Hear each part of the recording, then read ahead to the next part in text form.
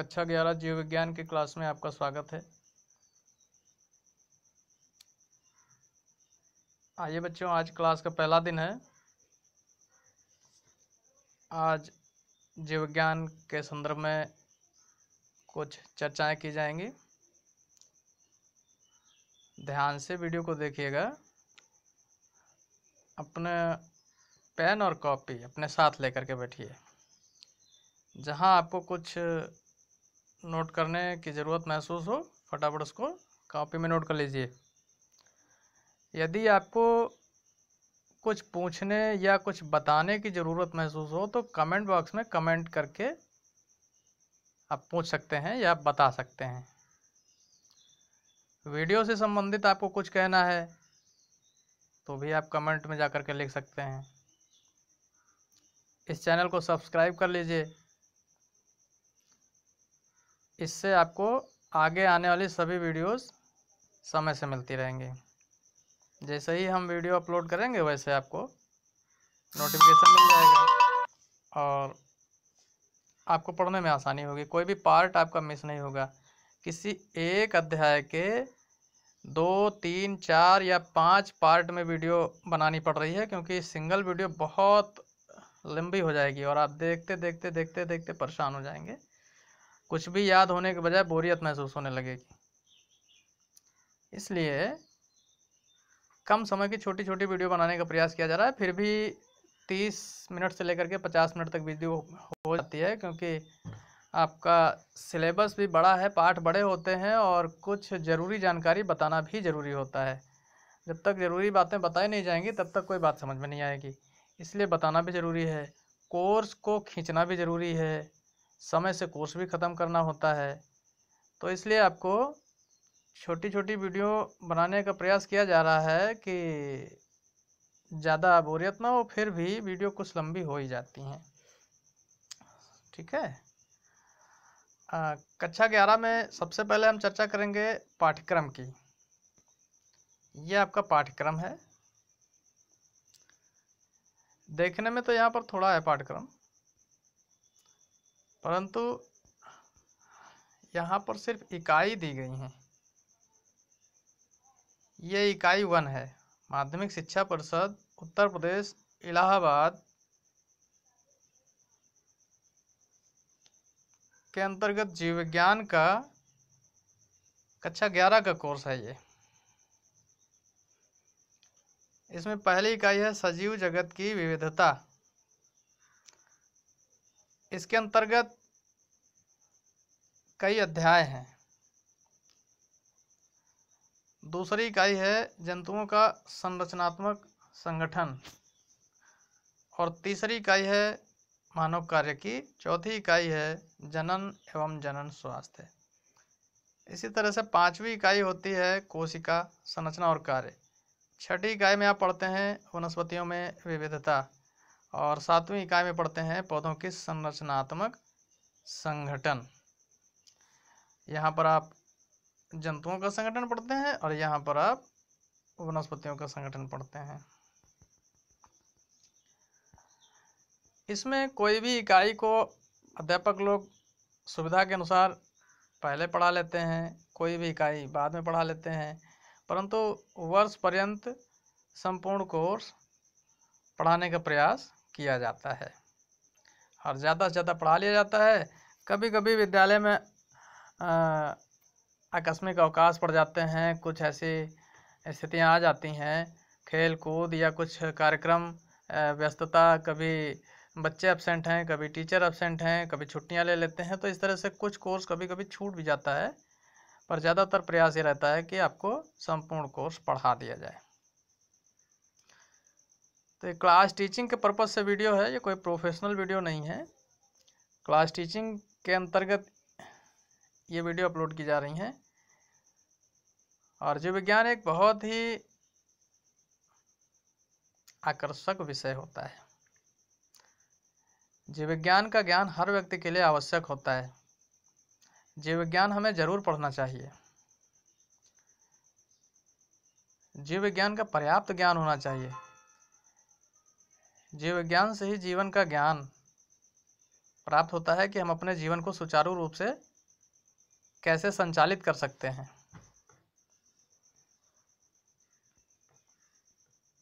यदि आपको जीव विज्ञान का पर्याप्त ज्ञान है तो आप अनेक प्रकार के संक्रमण और अनेक प्रकार की बीमारियों से अपने स्वास्थ्य को बचा सकते हैं।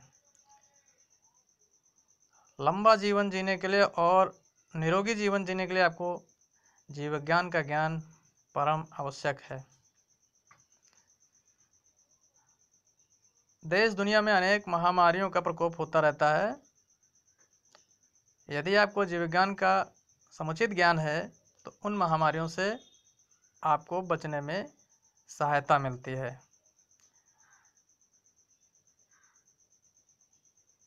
जीव विज्ञान एक ऐसा आकर्षक विषय है जिसको पढ़ने में आपको कभी बोरियत नहीं महसूस होती है। जितना आप पढ़ेंगे, जितना इसकी टेक्स्ट बुक को आप पढ़ेंगे, उतना ही आपको इंटरेस्ट आता जाएगा और आप पढ़ते जाएंगे, आपको पता नहीं चलेगा कि आप कितना पढ़ गए। इससे आपको शरीर रचना के संदर्भ में ज्ञान प्राप्त होता है।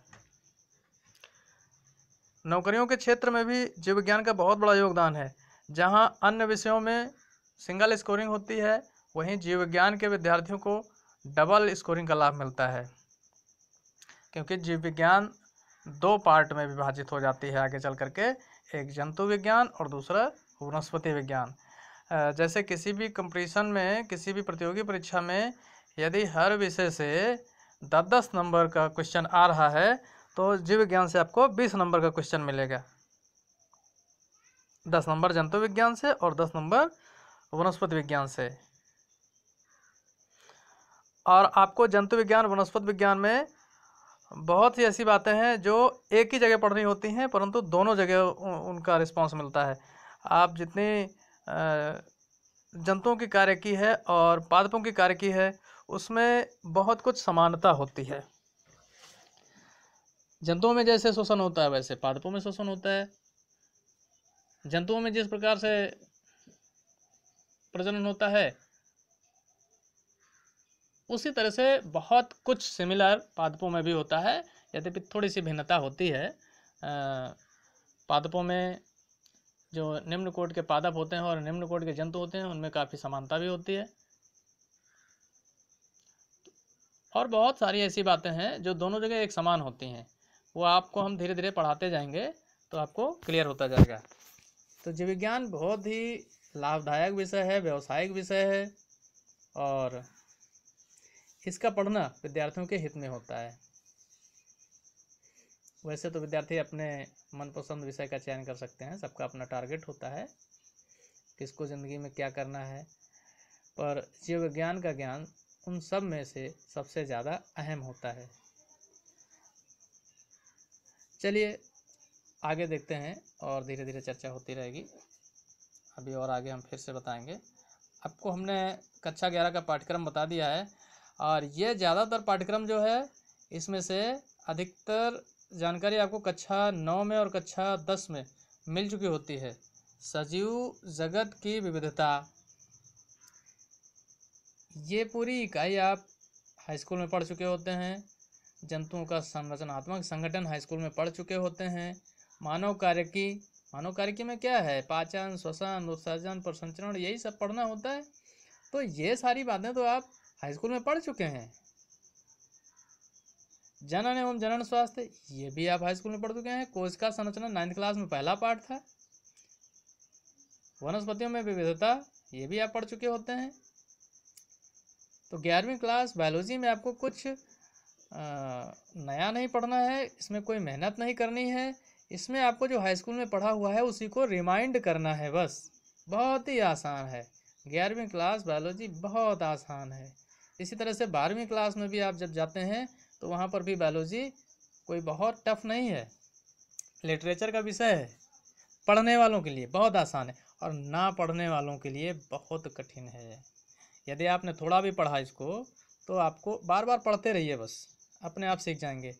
और कुछ आपके अध्यापक सिखाएंगे, जहाँ आपको कठिनाई महसूस होगी वहाँ अपने अध्यापक से सहयोग लीजिए और अध्यापक सदैव सहयोग करने को तत्पर रहते हैं। ठीक है,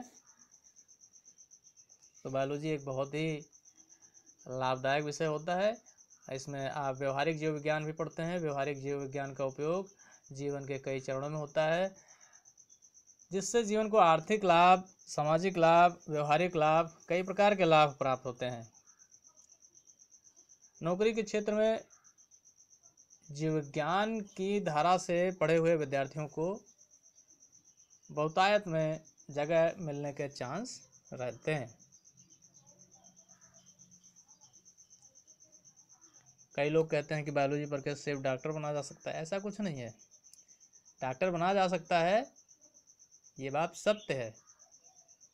कोई और विषय पढ़ के आप डॉक्टर नहीं बन सकते हैं, लेकिन बायोलॉजी का अध्ययन करके आप पशुओं के डॉक्टर बन सकते हैं, इंसानों के भी डॉक्टर बन सकते हैं।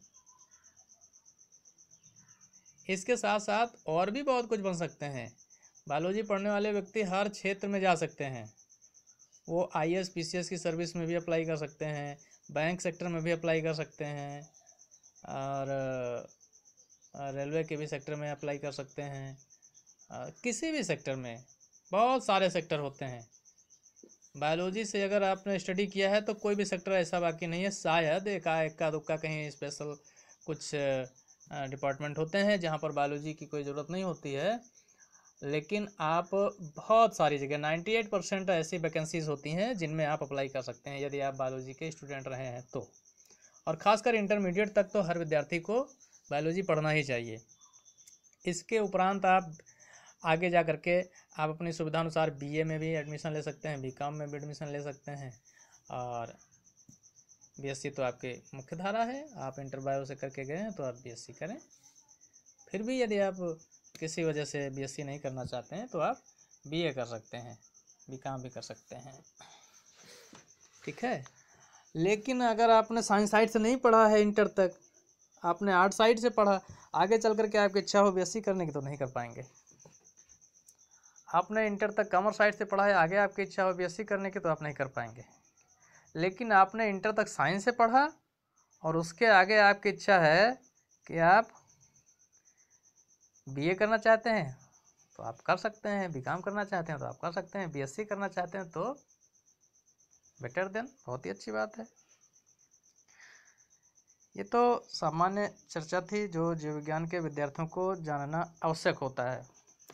कई विद्यार्थी कन्फ्यूजन में रहते हैं, इसलिए ये जानकारी देना ज़रूरी होता है।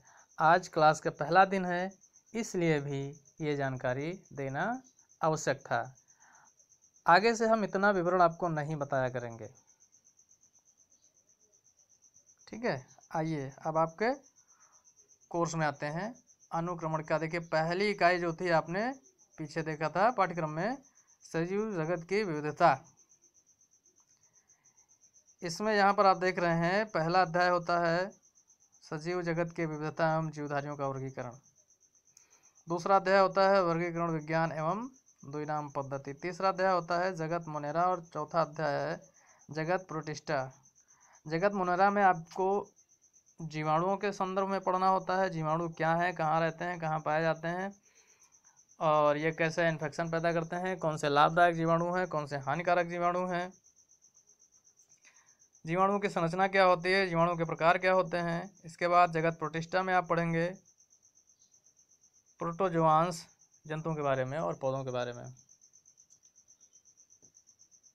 तो जगत प्रोटिस्टा के अंतर्गत संघ प्रोटोजोआ आता है। इसमें अमीबा जैसी बहुत सारे प्राणी होते हैं। जो मलेरिया का परजीवी होता है प्लाज्मोडियम वाइवेक्स, वो भी इसी संघ के अंतर्गत आता है। Amoeba, Entamoeba histolytica, Entamoeba gingivalis और यूग्लिना पैरामीशियम, इस प्रकार के सभी जंतु संघ प्रोटोजोआ में आते हैं, और संघ प्रोटोजोआ प्रोटिस्टा का ही एक संघ है। आगे पांचवा अध्याय दिया गया है जंतुओं के प्रमुख लक्षण और जंतु जगत का वर्गीकरण। पूरी जीव विज्ञान का ये आधार है। जंतुओं के प्रमुख लक्षण और जंतु जगत का वर्गीकरण, ये जंतु विज्ञान का आधार है। इस पाठ को, इस अध्याय को आप ठीक से सीख लीजिए, आपको जंतु विज्ञान में बहुत कुछ पता चल जाएगा। इसी तरह से दूसरी इकाई दी गई है। इसी तरह से आगे जैसे जैसे हम आपको वीडियो के पार्ट अपलोड करेंगे वैसे वैसे जानकारी देते जाएंगे कौन से अध्याय में क्या पढ़ना है आपको, ठीक है। आप इस इकाई 1 का अध्याय 1 यहाँ पर आप देख सकते हैं। अध्याय 1 सजीव जगत की विविधता एवं जीवधारियों का वर्गीकरण। इस अध्याय का कुछ पार्ट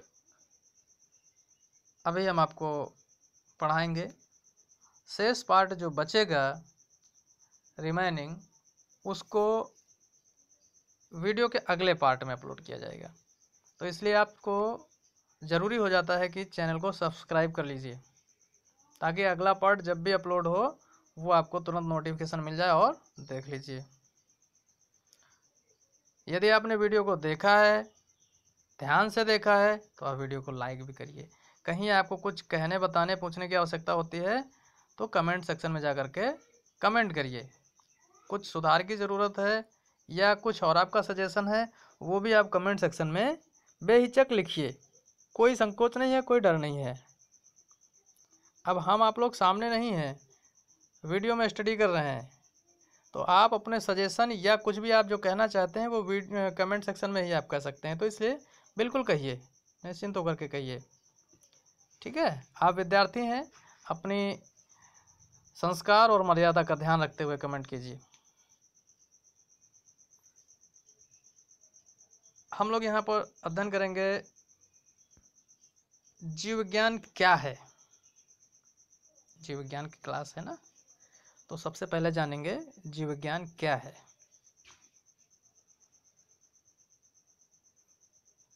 बहुत साधारण सी बात है। जीव विज्ञान विज्ञान की उस शाखा को कहते हैं जिस शाखा के अंतर्गत जीवधारियों के पोषण, स्वभाव, संरचना, आचरण, व्यवहार, प्रजनन, कार्य की, जीवन चक्र आदि का अध्ययन किया जाता है। उसी विज्ञान को जीव विज्ञान कहते हैं। नहीं समझे? दोबारा सुनिए। विज्ञान की जिस शाखा के अंतर्गत जीवधारियों के रहन सहन, आवास, आचरण, स्वभाव, व्यवहार, प्रजनन, जीवन चक्र आदि का अध्ययन किया जाता है, उसे जीव विज्ञान कहते हैं। जीव विज्ञान शब्द का निर्माण किया था लैमार्क ने सन 1802 ईस्वी में। जीव विज्ञान, इसको अंग्रेजी में बायोलॉजी कहते हैं। बायोलॉजी जो है वो 2 शब्दों से मिलकर के बना हुआ है। जब इसका संधि विच्छेद करते हैं तो आपको मिलता है बायोस। बायोस मतलब BIOS बायोस, और LOGOS लोगोस। बायोस और लोगोस।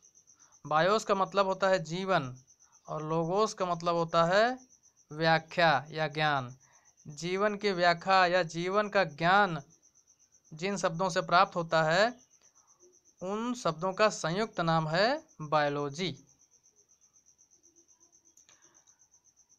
बायोलॉजी हिंदी में इसी शब्द का अर्थ होता है जीव विज्ञान। अब चूंकि जीव विज्ञान जीवन विज्ञान है, तो आप जानते हैं कि इस संसार में, इस पृथ्वी पर जीवन का क्षेत्र बहुत विस्तृत है। समुद्र तल के 8 किलोमीटर नीचे तक और समुद्र तल के 6 किलोमीटर ऊपर तक जीवन का अस्तित्व है। ये 14 किलोमीटर का जो क्षेत्र होता है, इसमें जीवन विद्यमान है।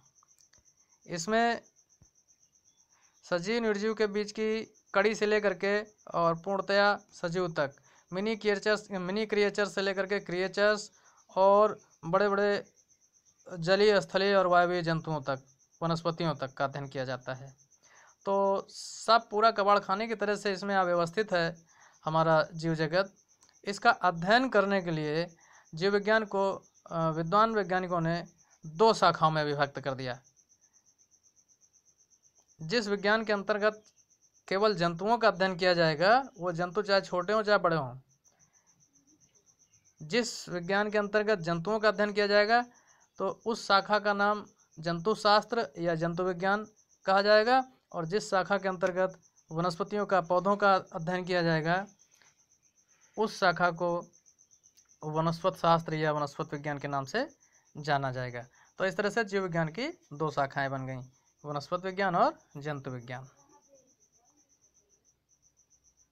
आशा करता हूँ कि जीव विज्ञान क्या है इस बात का जवाब आपको समझ में आ गया होगा। अब आगे बात करेंगे सजीव क्या है। सजीव क्या है। वैसे तो सब लोग जानते हैं सजीव क्या है, लेकिन अगर लिखना पड़ जाए कि सजीव क्या है, आप लिखिए तो घबराहट होने लगती है कि सजीव क्या है, इसमें क्या लिखते हैं। देखिए, आप दो बातें ध्यान रखिए। एक, अपने सामने मान लीजिए कि एक पत्थर रखा है, या कुर्सी है, या मेज है, तख्त है, मकान है, कुछ भी, पत्थर का टुकड़ा समझ लीजिए। एक पत्थर का टुकड़ा आपके सामने रखा है एक तरफ, और दूसरी तरफ कोई पक्षी या कोई जंतु, कीड़ा मकोड़ा है। ठीक, अब दोनों को बारी बारी से देखिए, आपको समझ में आ जाएगा। जो सजीव होता है उसमें कुछ लक्षण हैं, और जो निर्जीव होता है उसमें कोई लक्षण नहीं होता है। हमारा संपूर्ण संसार सजीव और निर्जीव दो ही वस्तुओं से निर्मित है। सजीव निर्जीवों पर निर्भर है, और निर्जीवों की सजीवों के बिना कोई कीमत नहीं है। दोनों घटक जो है मिल करके इस सांसारिक जीवन को निर्मित करते हैं।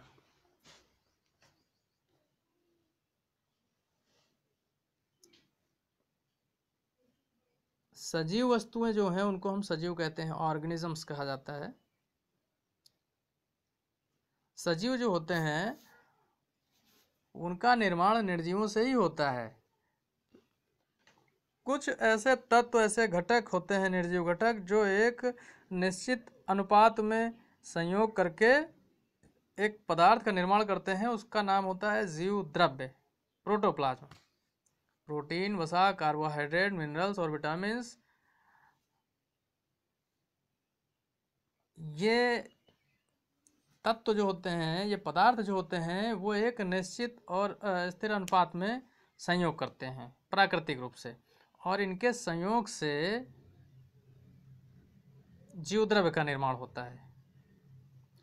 उस जीव द्रव्य में जीवन के गुण विद्यमान रहते हैं। तो इस धरती पर, हमारे सराउंडिंग्स में जिस भी वस्तु में, पदार्थ में जीव द्रव्य पाया जाता है, और उस जीव द्रव्य में जीवन के गुण पाए जाते हैं, वो जीव द्रव्य जिस शरीर में पाया जाता है वो शरीर सजीव कहलाता है।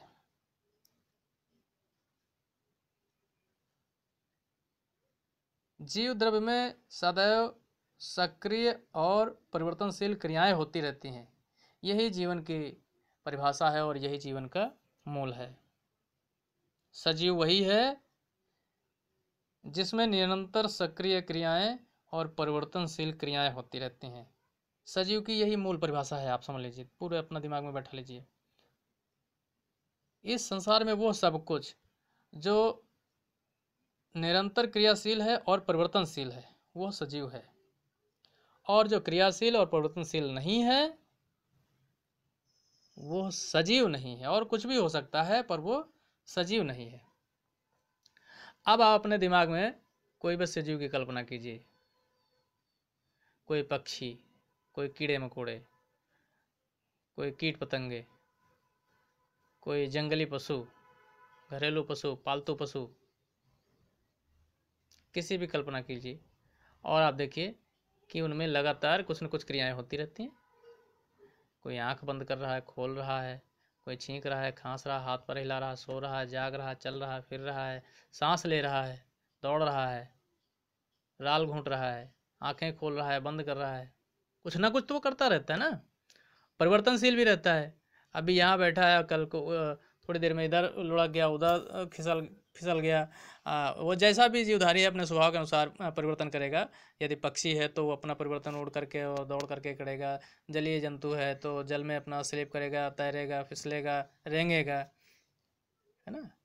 कहने का मतलब है कि जो भी क्रियाशील होगा और परिवर्तनशील होगा वो सजीव है, और जो क्रियाशील परिवर्तनशील नहीं है वो निर्जीव है। और ये क्रियाशीलता परिवर्तनशीलता किसके कारण आती है? जीव द्रव्य के कारण आती है। जीव द्रव्य क्या है? निर्जीव घटकों के प्राकृतिक संयोग से निर्मित एक जैविक पदार्थ है जीव द्रव्य। हक्सले ने इसकी खोज की थी।